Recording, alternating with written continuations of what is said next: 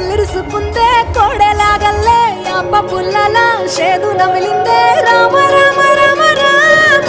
తలకు పోసుకుంటే నా నేల తల్లే అలికి పూసుకుంటే ముగ్గు సుక్కల్లే సత్తి ముటల్లే సగబెట్టుకుందే బాయి గిర్కన పల్లె